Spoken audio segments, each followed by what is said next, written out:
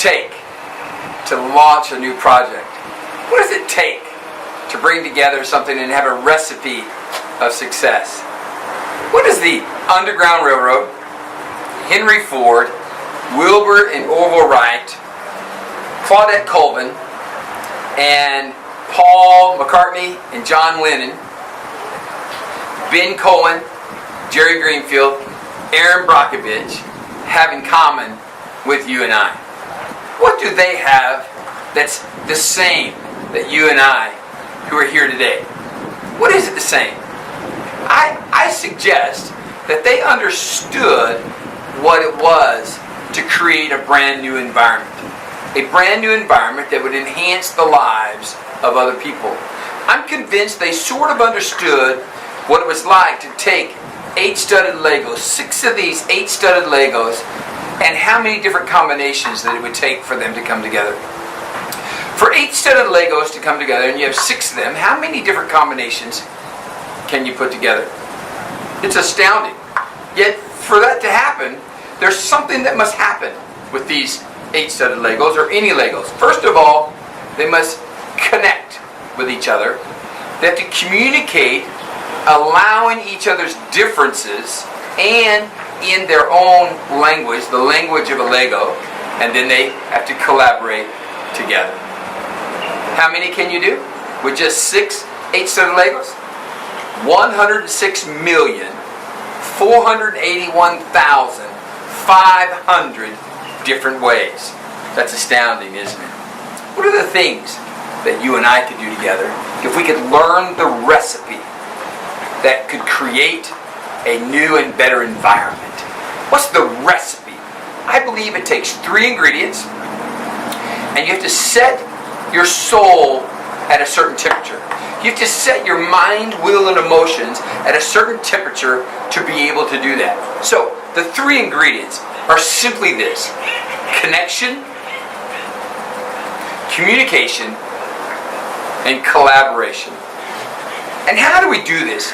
First of all, we must set our soul at the temperature of possibility-driven rather than ego-driven. So many of us, we come together, and we come together on a team, and really what we're doing is not for the team, it's not for the possibility of what could happen, it's for the possibility of me looking better. And I want to suggest to you that actually detours, that actually hinders us from being able to work together well. And so right now, take and in your mind, start thinking inside yourself the possibilities of what can happen today as you and I work together. And here's the question. Here's a question for you. The airplane. You and I have been using the airplane for years. Sometimes we don't even think about what happened. 2 brothers came together one day. They actually sat on a bench. They sat on a bench during lunch, Wilbur and Orville Wright. As they sat there that day discussing about the possibility of the future, the possibility of a flying machine. They've been hearing about a thing that was called, an invention that was called a glider. But the brothers began to imagine. The brothers began to wonder what would happen. It took them 5 years of failures, flops, and mishaps. Yet, on that fateful, cold, windy December morning, in a place we now know as Kitty Hawk, they flew. They flew 3 times that day, and each time they increased their distance and their height. And the reason they were able to do that, because they went from making decisions based on failures, flops, and mishaps, and began to make decisions based on successes. I'm convinced that you and I, as we work together today, as we collaborate together, as we create this recipe of success with these 3 ingredients, cooked at the right temperature, we can be very successful for those that we serve. What about DNA? DNA's always been around, and yet it had never had a name. Nobody really understood it until 2 doctors came together, Dr. Watson and Dr. Crick. Dr. Watson and Dr. Crick had been reading the materials of other doctors, and they meet, and they begin to discuss, and over time, they discovered the strand of life, and they called it DNA. And what about these two fellas? You ever go down to that store, you ever buy that ice cream, that funky kind of gnarly ice cream that we call Ben & Jerry's ice cream? These ice cream had been around forever, and yet these two fellas, Ben Coleman and Jerry Greenfield, had come together and they wanted to twist ice cream. They wanted to make it a little bit different. And so they created all these funny flavors, these odd flavors that you and I crave, and we go to the store, and now they have an entire section in the frozen section of Ben & Jerry's ice cream. Ben & Jerry's ice cream. And then the Beatles. The Beatles. John Lennon, Paul McCartney, literally came together, and sometimes they would hold hands as they would put together music. Now, how did they do that? Yes, their egos happened along the way, but I want you to see something. They didn't just go for their ego. They went for a new sound of music. They went for a new kind of ice cream. They went to discover the connection between all of creation, and they came together to learn how to build a machine that could fly a human being. They did it because they were able to come together under possibility thinking. You and I are here together, and if we're here with possibility thinking and we're driven by possibilities, great things will happen today that will enhance the lives of people that you and I may never ever get to meet. We may never get to meet them. They may never know our names, yet they will know somebody came together because their lives will be enhanced because of what we do here today. So, what are the elements of the first ingredient? The elements of connection. What are the elements that come together? I think there's 7 of them that come together that make up connection. I'd like to give them to you today. If you have a piece of paper, write down numbers 1 through 7, and I'm going to give them to you really fast. The first one is to be able to connect with other people, we must, first of all, connect with ourselves. We must connect with ourselves, and in doing that, we must learn how to, number 2, just really be real, be genuine on a regular basis. So, element number 1 of connection is to connect to yourself. Element number 2 is be real, be genuine when you're around other people. Allow them to see who you really are.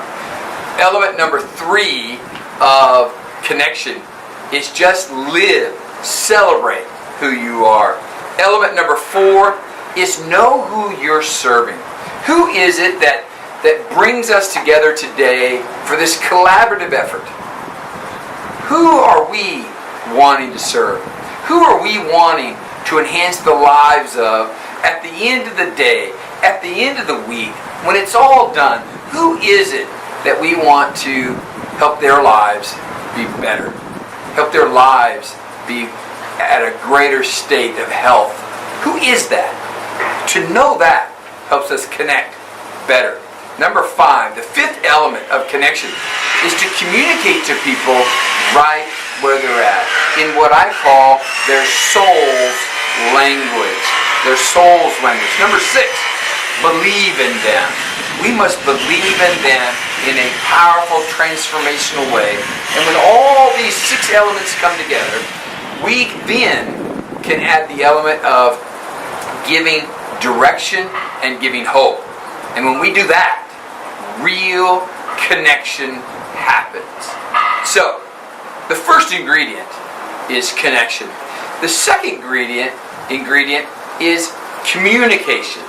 Now, it's less about what I say and more about what people hear and feel and see in their mind's eye when I use my words with them. I want to just share with you the 3 different phases, the 3 different personalities or characteristics of communication. There's really just 3 of them, and it's important that you and I know this. About 38% of the world are visuals. What I mean by that is their lives are built around, their decision bases are built around what they see more than anything else. And then you have those that are auditory. The auditory make up about 28%, and then the kinesthetics. Now, what's the difference between visual, auditory, and kinesthetic? Kinesthetic people are those people that are feeling-centered. Auditory, it's about what they hear. In fact, as you are watching this, you that are auditory, here's what's happening right now. You're hearing the jackhammer in the background. You heard the saw just a little bit ago. And you that are visual, you are stuck looking at the water.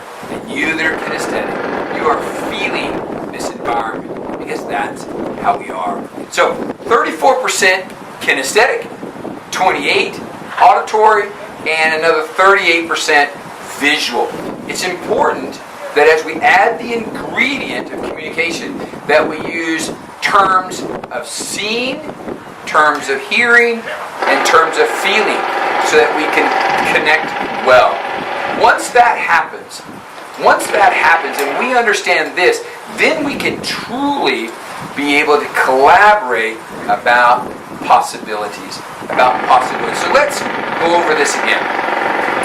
Possibility-driven rather than ego-driven is the temperature we need to set our souls, our mind, our will, and our emotions. And then we can be like the inventors of the airplane. Then we can be like the two doctors that came together, Dr. Watson and Dr. Crick, to discover DNA. And then Ben and Jerry. Who doesn't want some Ben and Jerry's ice cream? I'm glad they were around. And don't you like listening to the Beatles? Don't you like what John Lennon and Paul McCartney did together? They worked together. The Underground Railroad from 1850 to 1860 was because a large group of people came together at the peril of their own life and existence to enhance the lives of other people. Henry Ford wanted to make a car that the average person could have. Claudette Colvin was a young teenage girl.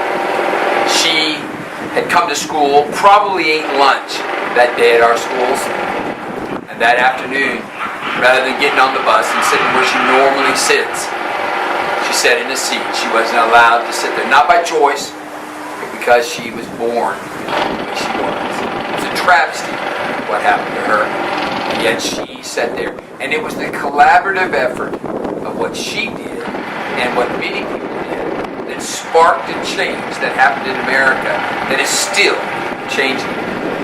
I'm suggesting to you that when you and I collaborate together, we bring about great change. This recipe of success, with the ingredients of connection, communication, collaboration, at the temperature of possibilities are possible. Possibility mindset, setting our soul's temperature to possibility thinking, enhances the lives of others.